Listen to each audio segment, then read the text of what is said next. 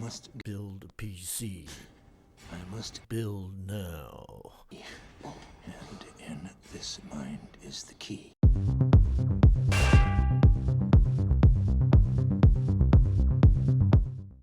Right, thanks for joining me.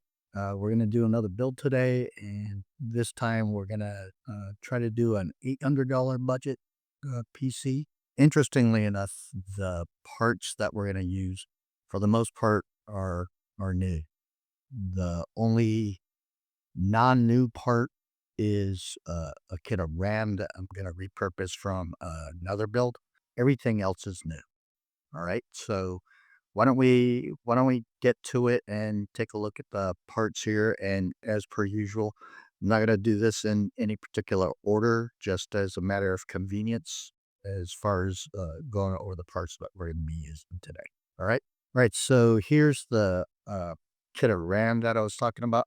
And I mostly picked this because it kind of matches the build colors that we're going to be doing. G-Skill kits. This is a 32 gig kit, DDR4, 3200 megahertz, and it's a pretty good match for the build that we're going to be doing. And it's got RGB, obviously. For the storage, we're gonna go with it's a Gen 3 1 terabyte Crucial P3 NVMe, and I always like this one because it's pretty stable and it's got decent read speeds considering that it's a Gen 3 drive. It's at 3500 megabytes a second. For the CPU, we're going to go with Ryzen 5 5500. It's a pretty solid CPU, especially for its price. The price for these currently at the time of filming is about $85. And the 5500 performs better than the 3600, which is common CPU that people are using in flip builds and things like that. But this is a brand new 5500, and it comes with cooler and everything. But we're not going to be using the cooler. We're going to be using a different cooler. Speaking of which, for the CPU cooler, we're going to be going with the ID Cooling SE214XT ARGB cooler. It's a pretty cost-effective CPU cooler. Goes for about anywhere from, like, depending on the given day that you see it, it goes anywhere from like about, I think, $17 to about like $21. The 5500, it doesn't really need a huge AIO or anything like that, and a solid air cooler like this is more than ample. For the motherboard, this is a pretty cost-effective motherboard. I think I picked it up for, I want to say, $110, $120. And this is a B550M Pro VDH with Wi-Fi. And so not only does it have integrated Wi-Fi and Bluetooth on it, but it also has a USB Type-C header on it. It's got, I think, 2 or 3 3-pin 5-volt ARGB headers on it. So overall, it's pretty good, pretty good value for the price for a motherboard. So, and plus, I've always been a pretty decent fan of MSI's motherboards. For the GPU, as you know, I had bought 4 3060 Ti Founders Editions for $175 a pop.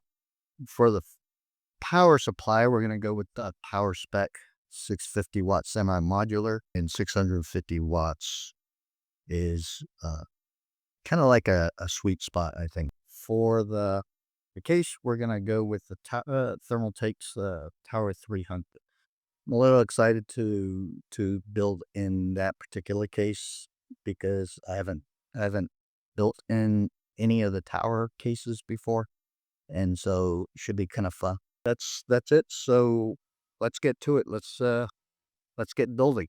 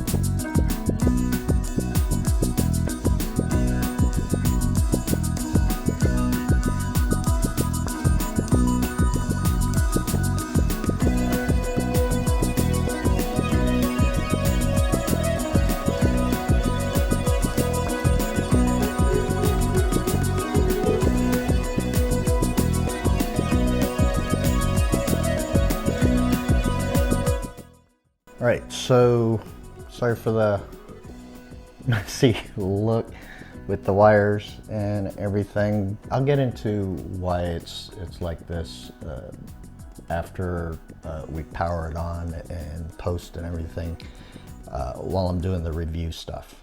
All right, so cross your fingers that this works, because yeah, there were some challenges. All right.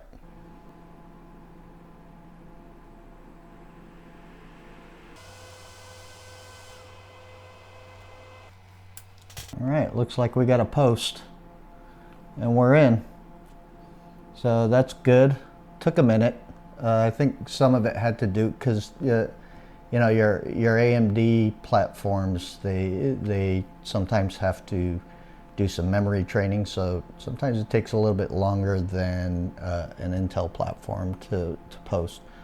So glad we posted. I was starting to sweat a little. All right, temperature's looking good. 31C for the CPU, so looking good so far. 30. So the fans are a little bit on the loud side. We'll get to the benchmarks and then we'll do the review of all the parts I used.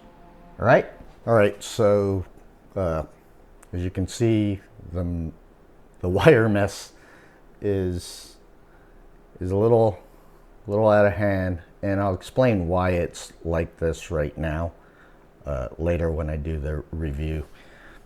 But for now, we're gonna do some benchmarks and things like that. All right, so just keep in mind that I'm using the OBS display capture instead of Windows capture. For some reason, that's not working. It's not seeing the game even in windowed mode, and so there's probably going to be 5 to 10%, probably closer to like 10% of a hit on FPS because of that running in the background.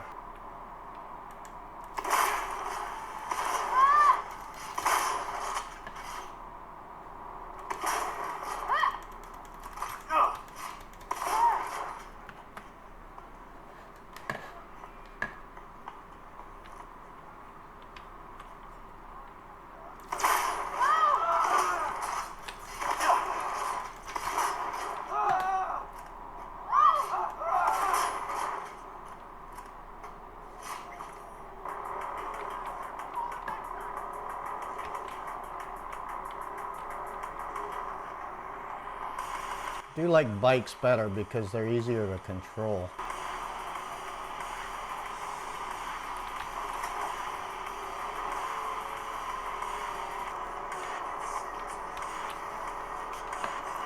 Whoa, whoa.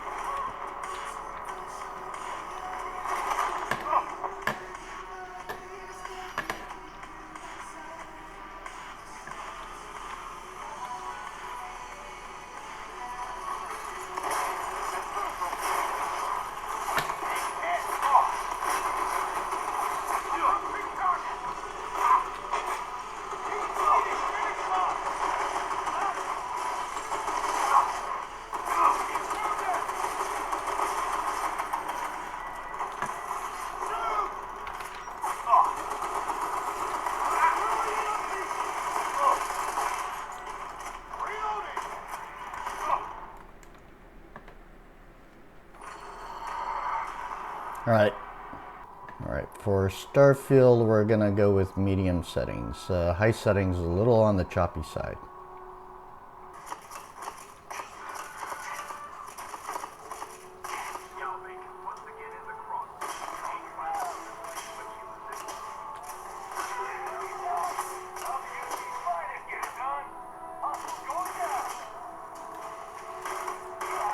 Ooh, a security bot.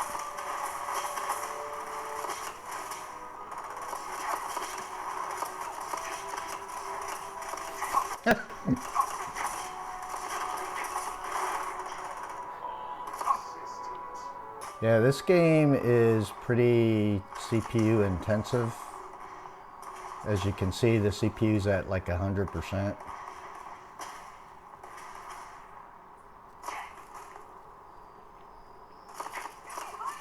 Definitely CPU bound on this game.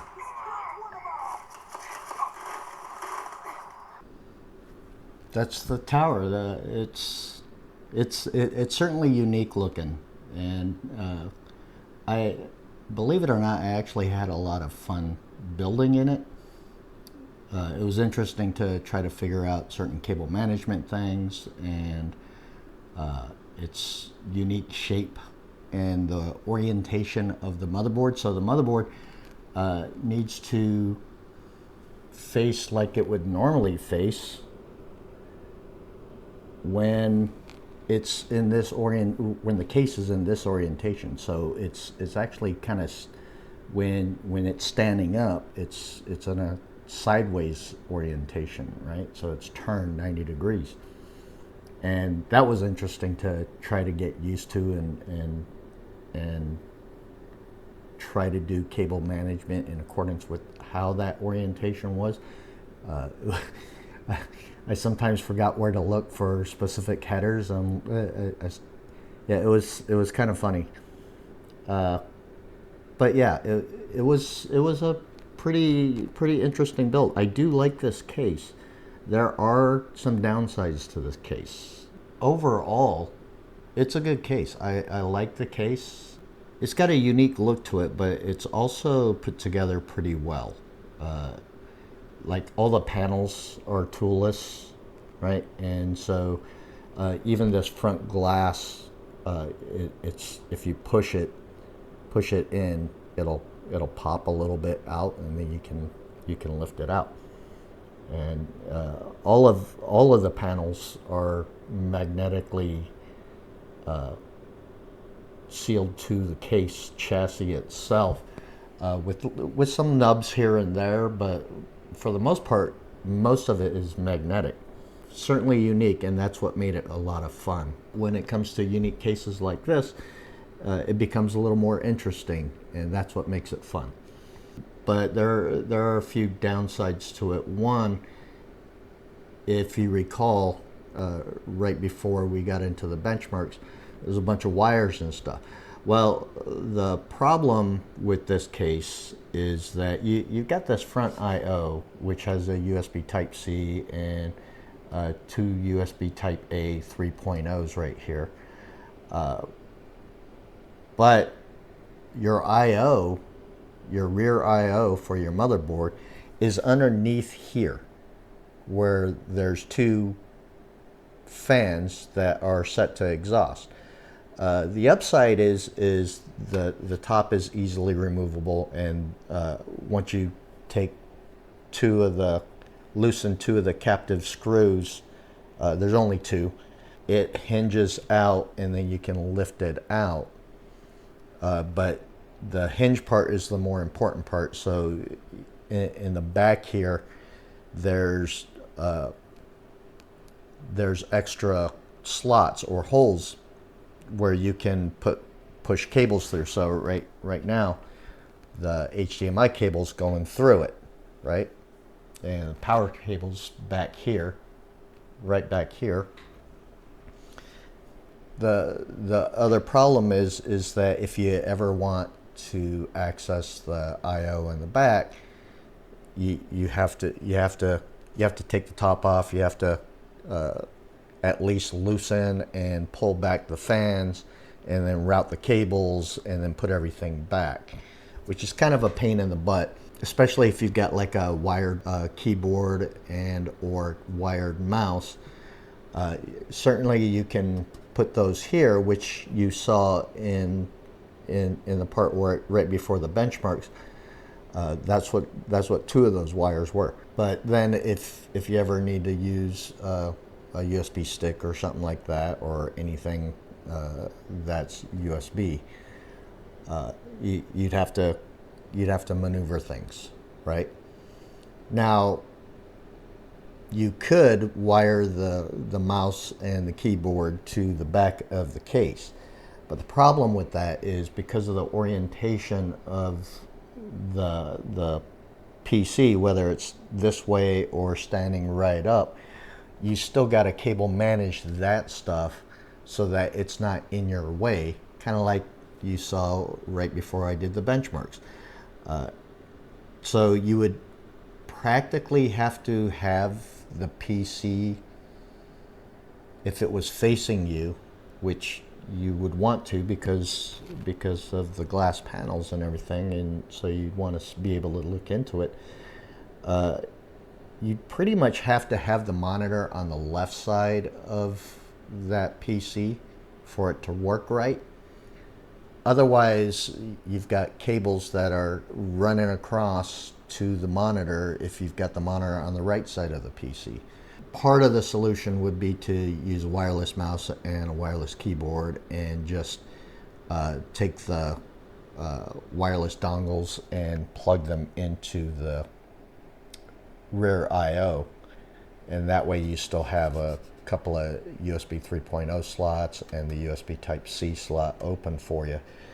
You could certainly do that, but you still have to cable manage the HDMI or DisplayPort cable, and which brings you right back to the PC needing to be on the right side of the monitor, not the left side of the monitor.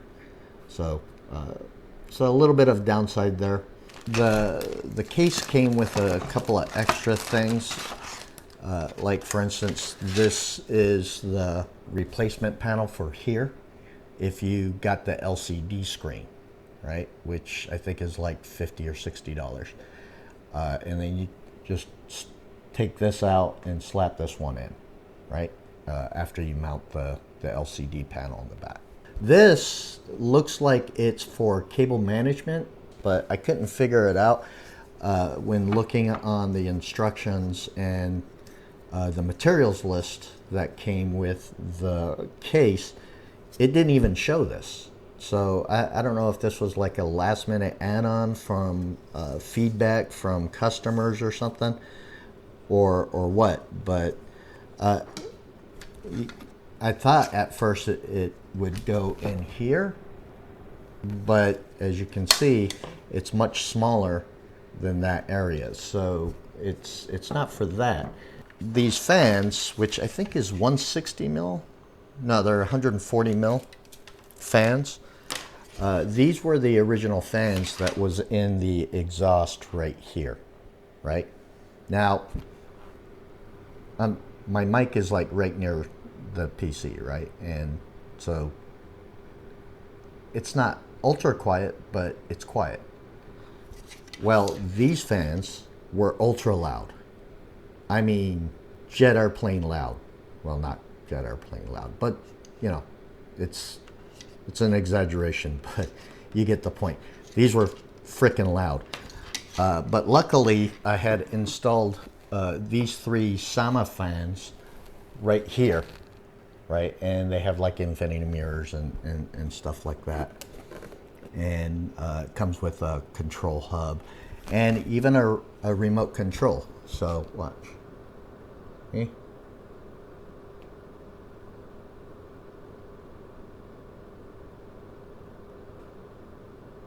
I looked for a white setting on it, but it wouldn't come up. So if you want something like a white or pale blue or something like that to go with the case a little more, then you would probably need to get something like Open RGB or something like that to get it to that color. But other than that, you know, the remote control is kind of nice. Just to be clear, this is 10 bucks. It was $10 on Newegg. I got 3 fans, a hub, a remote control, infinity mirrors, and 10 bucks. Yeah. So I had a few of these in my inventory. I took the other 3 and I put 2 up top right here. Now these were 120 mils, right? Not 140. But luckily the chassis that they would sit on makes room for 120s. Put that in there, which left me with an extra one. So I decided to put that one down at the bottom as an intake fan, right? So I've got 4 intake fans and 2 exhaust fans, which is perfectly fine with me. I do like a slightly positive airflow. Those were the other adjustment I made was instead of the 3060 Ti, I went with the RTX 2060 for the GPU. And the reason why I did that was because it is a It is a Ryzen 5 5500 CPU, and so it doesn't really need a 3060 Ti. I mean, the 3060 Ti would be pretty heavily CPU bound, I think, with the 5500 on your upper end games.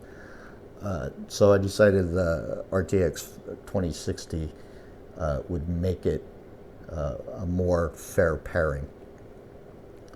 Which, you know, at the beginning of this video, I said that we're gonna do an $800 build. Well, this build was $700 actually, a little bit over $700 after taxes and everything, but $700 for this setup. And you got this nice looking case, right? And so, you know, it's not a bad setup for $700. With the rest of the stuff, like the RAM and the storage and all that stuff, it's pretty standard stuff. I've talked about them, most of those parts before, so I'm not gonna repeat myself as far as reviewing those parts. Sorry, I'm back. A little bit of a technical issue. I noticed that my mic was kind of dangling a little bit, so you know, I just wanted to adjust that. I don't think it affected the sound any, but you know, it's just kind of weird for it hanging there. It's like a boogie hanging out your nose or something. You know, I just didn't like it. Anyways, the stand that it's sitting on was $30 just for the stand. You know, and so taking everything into account, yeah, getting under $700, that's I'm pretty proud of myself, considering that all the parts in here are new except for the RAM kit. Everything else worked out great. I'm really impressed with the fans. The fans are pretty quiet, and they're keeping the system really cool. I think part of it is the case has some great airflow. There's like venting everywhere. The only places that there is no venting on this entire case is just these three panels right here. Everywhere else, every other panel has some kind of venting, even on the bottom. This was on sale for $110, so you know, 150 plus or 140 plus the stand would normally run you 170. I got it for 140, so $30 savings. Anyways, let me know what you think about this case and what you think about this particular build. I'm especially curious what you guys think about the Sama fans too. Thanks for joining me, and hope to see you in the next one.